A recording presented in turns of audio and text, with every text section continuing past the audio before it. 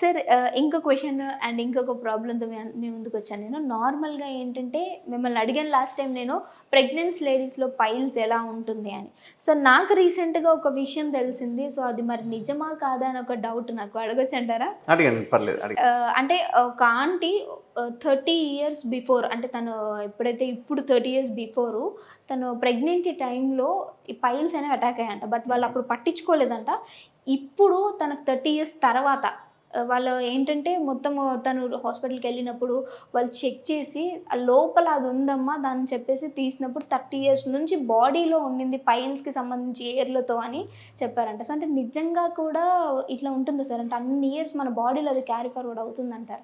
ఇక్కడ ఏందంటే మీరు గమనించాల్సింది ప్రెగ్నెన్సీలో ఈ డిజీజ్ ఏదైతే ఉందో పైల్స్ ఏదైతే డిజీజ్ ఉందో ఇది ఎక్కువ రావడానికి అవకాశాలు ఉంటాయి. ఒకసారి పైల్స్ అటాక్ అయిన తర్వాత యూజువల్‌గా పైల్స్ అంటే అందరూ ఏమనుకుంటారంటే ఏదో కండ పెరిగిందని అనుకుంటారు. బట్ ఇక్కడ పైల్స్ అంటే ఏంటంటే నథింగ్ బట్ ఒక రక్తనాళాలు. సో ఇక్కడ ఈ బొమ్మలో చూస్తే కనుక మీరు ఇక్కడ ఒక డయాగ్రామ్ వేసి చూపించాను. పర్పులిష్ కలర్లో రెడ్డిష్ కలర్లో ఉంది. ఇదేంటంటే ఇవి నథింగ్ బట్ ఇవి రక్తనాళాలు. ఈ రక్తనాళాలు ఏమవుతాయి అంటే మనకి ఎప్పుడైతే మోషన్ పోయే ద్వారం చుట్టూ కొన్ని రక్తనాళాలు అనేవి ఉంటాయి. వెయిన్స్ అంటాం కదా, ఇవి మనకు మోషన్ పోయేటప్పుడు ఒక కుషన్ లాగా ఉపయోగపడుతుంది. సో ఇట్లా చిన్న చిన్న ముద్దలుగా ఉంటాయి ఇవన్నీ. సో ఇవి కుషన్ అంటే మోషన్ ఫ్రీగా పాస్ అవ్వడానికి ఉపయోగపడతాయి. మనం ఎప్పుడైతే మోషన్ హార్డ్గా పోయినప్పుడు ఈ గోడలని బాగా ప్రెషర్ పెట్టినప్పుడు ఆ కుషన్స్ ఏవైతే ఉన్నాయో అందులో రక్తనాళాలు మెల్లగా సాగి కిందికి బయటకు వస్తుంటాయి. ఇప్పుడు ఇవి చూసారా, ఇవి ఎక్కడో లోపల స్టార్ట్ అయినాయి బయటికి వచ్చేసేసినాయి. ఇది చూసారా, ఎక్కడో లోపల స్టార్ట్ అయింది ఈడి వరకు వచ్చేసింది. ఇట్లా ఈ మొత్తం బయటికి వచ్చేసినాయి. దీన్నే ప్రొలాప్స్డ్ హెమరాయిడ్స్ అంటారు వీటిని. ఈ ప్రొలాప్స్డ్ హెమరాయిడ్స్ అంటే ఏంటి అంటే వేర్లు లోపల ఉంటాయి గుత్తుల్లాగా, మొత్తం కంటెంట్ అంతా బయట ఉంటుంది. వీళ్ళకి ఇంకొక ఫన్నీ విషయం ఏంటి అంటే ఇట్లాంటి పేషెంట్స్ని మీరు జాగ్రత్తగా గమనిస్తే వాళ్ళని క్వశ్చనీర్ చేస్తూ ఉంటే మీరు మోషన్ ఎలా పోతారని అడిగామనుకోండి, వాళ్ళు చాలా టిపికల్గా వెళ్తుంటారు మోషన్. వాళ్ళకి కండ ఏదైతే ఉందో అంటే ఈ పైల్స్ కండ లాంటిది ఏదైతే ఉందో అది మొత్తం బయట ఉంటుంది. సో వాళ్ళకి మోషన్ పోవడానికి రాదు, ఎందుకంటే అది అడ్డం పడుతుంటుంది. దాన్ని వాళ్ళు లోపలికి తోసేసిన తర్వాతనే మోషన్ బయటికి వస్తుంటుంది. సో ఆ సిమ్టమ్ పర్టికులర్గా మనం అడిగితే చెప్తారు. అడిగితే చెప్తారు. వేలు పెట్టుకొని ఏమన్నా లోపలికి తోసుకుంటారా, వేలు పెట్టుకొని తోసుకున్నాకనే మోషన్ బయటికి వస్తుందా అని అడిగినాం అనుకోండి, వాళ్ళు 100% కరెక్ట్గా సమాధానం ఇస్తారు. అట్లాంటి పేషెంట్కి ఏంటంటే థ్రాంబోజ్డ్ ప్రొలాప్స్డ్ హెమరాయిడ్స్ అంటాం. సో లోపల ఇక్కడ రక్తం ఉండి అది గడ్డ కట్టేసి దాని తాలూకు అంతా బయట వచ్చి అడ్డం పడుతుంటుంది. ఇట్లాంటి వాళ్ళకు ఒకసారి బ్లీడింగ్ అవుతుంటుంది. బ్లీడింగ్ అయిన తర్వాత అక్కడ రప్చర్ అయిపోయి చిన్న అల్సర్ లాగంటే ఫామ్ అయిపోయి అక్కడ చీమగడ్డ ఫామ్ అవుతుంటుంది. ఒక్కొక్కసారి జ్వరం రావడము, అది మొత్తం బయటికి రావడము, దాన్ని లోపల తోస్తుంటే ఒక్కొక్కసారి పోకపోవడము, దాంతో మోషన్ అడ్డం పడడం, ఇట్లాంటి లక్షణాలని చూస్తూ ఉంటాం. సో మీ ఆంటీకి వచ్చింది కూడా ఏంటి అంటే ప్రొలాప్స్డ్ థ్రాంబోజ్డ్ హెమరాయిడ్స్ అంటాం. సో ఈ ప్రొలాప్స్డ్ హెమరాయిడ్స్ ఏంటి అంటే ఎన్ని రోజులైనా ఉంటుంది, మనం బతుకున్న రోజులు ఉంటుంది. దాని కనుక ట్రీట్ చేయకపోతే అది ఒకసారి పగిలిందంటే విపరీతమైన బ్లీడింగ్ వచ్చే అవకాశాలు ఉంటాయి. అంటే ఇప్పుడు ఇన్ని ఇయర్స్లో అది పగులు ఉండకపోవచ్చు అంటారా సార్? ఎందుకంటే ఇక్కడ వాళ్ళు తోసుకుంటున్నారు కాబట్టి అది లోపలికి వెళ్ళిపోతుంటుంది. లోపలికి వెళ్ళిపోయే వరకు కంఫర్ట్గా ఉంటుంది. ఎప్పుడైతే అది తోసుకున్న లోపలికి వెళ్ళట్లేదు అంటే నెక్స్ట్ డేనే పేషెంట్ మన దగ్గరికి వచ్చేస్తారు హాస్పిటల్కి. ఎందుకు అంటే అది తోయకపోతే వాళ్ళకి మోషన్ రాదు. ఫస్ట్ పాయింట్, తోయకపోతే అది కూర్చోడానికి కూడా రాదు. కింద మనం కూర్చున్నప్పుడల్లా తగులుతూ ఉంటుంది. సో విపరీతమైన నొప్పి రావడము, పగిలిపోవడము, చీమ్ పట్టడము, జ్వరం రావడం, ఇట్లాంటివన్నీ చూస్తూ ఉంటాం. సో ఇమ్మీడియట్గా అట్లాంటి వాటికి సర్జరీ చేయాల్సి వస్తుంది. ఓకే, అంటే సార్ ఇది పైల్స్ అని వాళ్ళు గుర్తించకపోవడం అంటారా? దీనికి రీజన్ ఇది ఇక్కడ ఏంటంటే అవి పైల్స్ అని ఎప్పుడో చూయించుకుని ఉండొచ్చు, వాళ్ళు చెప్పింటారు. పేషెంట్ ఎప్పుడైనా కనుక ఒక డాక్టర్ దగ్గరికి ఎప్పుడు వస్తారు అంటే రెండు కండిషన్లు వస్తారు. ఒకటి, బాడీలో ఎంత ఉన్నా ఎప్పుడు రారు, ఓన్లీ థింగ్ పెయిన్. మనకు పెయిన్ వచ్చిందంటేనే డాక్టర్ గుర్తొస్తారు, డాక్టర్ దగ్గరికి వెళ్తాం. అంటే లైక్ కష్టాలు వచ్చినప్పుడే దేవుడు గుర్తొస్తున్నట్టు వాళ్ళు పెయిన్ వచ్చినప్పుడే వాళ్ళు మన దగ్గరికి వస్తారు. పెయిన్ రాకుండా బాడీలో ఏమన్నా జరగని వాళ్ళు రారు. ఒకవేళ కిడ్నీలో స్టోన్స్ ఉన్నాయి తెలుసు మనకి, తెలిసినా రారు. పెయిన్ రాగానే ఊరికొచ్చేస్తారు. రెండవది బ్లడ్. బాడీలో ఏ పార్ట్ నుంచి అయినా కనుక బ్లడ్ వస్తుంది అంటే నెక్స్ట్ డేనే మన హాస్పిటల్లో ఉంటారు. సో పెయిన్ ఒకటి, బ్లడ్ ఒకటి, ఈ రెండు సిమ్టమ్స్ పేషెంట్ని మన దగ్గరికి తీసుకొస్తాయి. సో మీ ఆంటీకి కూడా పెయిన్ రాకపోయి ఉండొచ్చు, బ్లడ్ లేకపోయి ఉండొచ్చు, కాబట్టి ఇన్ని రోజులు కంఫర్ట్ ఉంది కాబట్టి వచ్చి లేకుంటుంది. బట్ నిజం చెప్పాలంటే 20-30 ఇయర్స్ బ్యాకే పైల్స్ ఉన్నప్పుడు అప్పుడే ట్రీట్ చేయించుకోవాలి. అప్పుడు ట్రీట్ చేయించుకుంటే సో దీనివల్ల ఏమవుతుందంటే అది కిందికి వచ్చి సాగిపోయి యానర్కిలా టైట్ అయిపోవడము, యాబ్సెస్లు ఫామ్ కావడం, దాని తర్వాత ఫిస్టులాలు ఫామ్ కావడం, ఇవన్నీ ఒకదానికొకటి లింక్ ఉంటుంది. కాబట్టి ఎప్పుడైనా కానీ పైల్స్ ఉన్నాయని తెలవగానే ట్రీట్మెంట్ ఇప్పించుకోవడం మేలు. ఎందుకంటే మనకు పెయిన్ కానీ బ్లీడింగ్ వచ్చేంత వరకు ఆగడం మంచిది కాదు. ఓకే. అంటే ఇప్పుడు ప్రెగ్నెన్సీ లేడీస్ ఆల్రెడీ ఎప్పుడైతే బిఫోర్ ప్రెగ్నెన్సీ ఉన్నారో వాళ్ళందరూ కూడా ఇప్పుడు కొంచెం జాగ్రత్త తీసుకొని ఒకసారి చెక్ చేయించుకోవాలంటారా? 100% ప్రతి ప్రెగ్నెన్సీ లేడీలోనే కాదు, ప్రతి ఇండియన్ సినారీలో చూసుకుంటే కనుక గ్రేడ్ 1 గ్రేడ్ 2 అనేది మన ఫుడ్ హ్యాబిట్స్ వలన వస్తూ ఉంటుంది.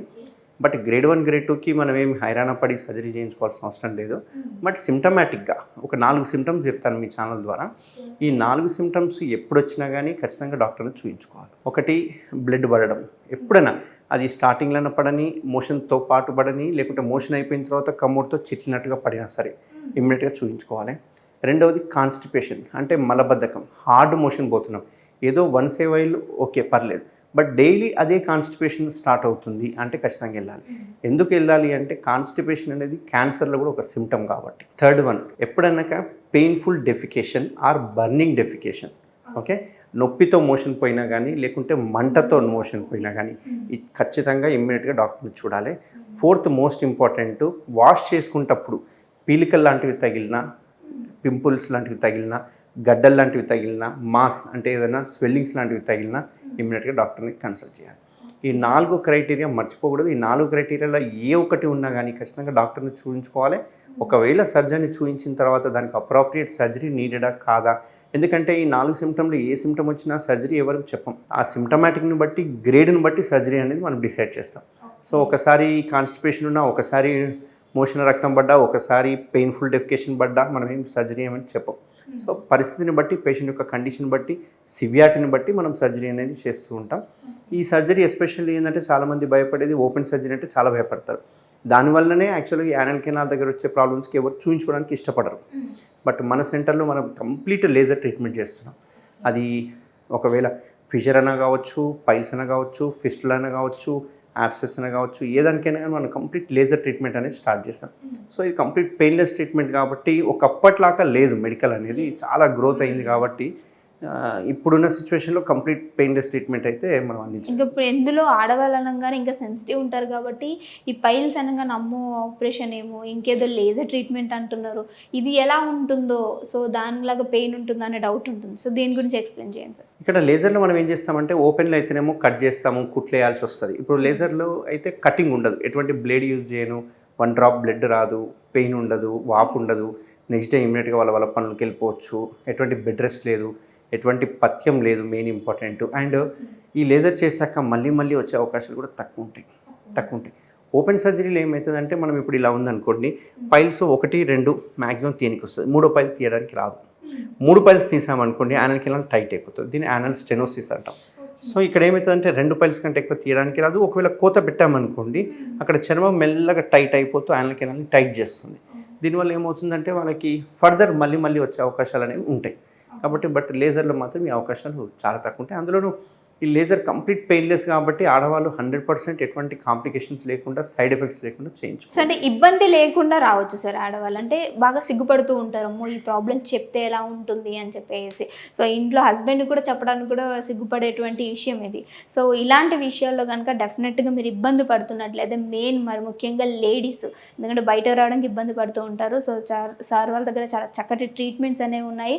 ఒకవేళ మీకు ఏమైనా ఇబ్బంది అనిపించినా కింద కాంటాక్ట్స్ నెంబర్ స్క్రోల్ అవుతున్నాయి, దాన్ని కాంటాక్ట్ చేసి మీ డీటెయిల్స్ అన్నీ ఇచ్చిన తర్వాత మీరు సార్తో మాట్లాడి కూడా రావచ్చు. Thank you so much for watching. Thank you sir. Thank you.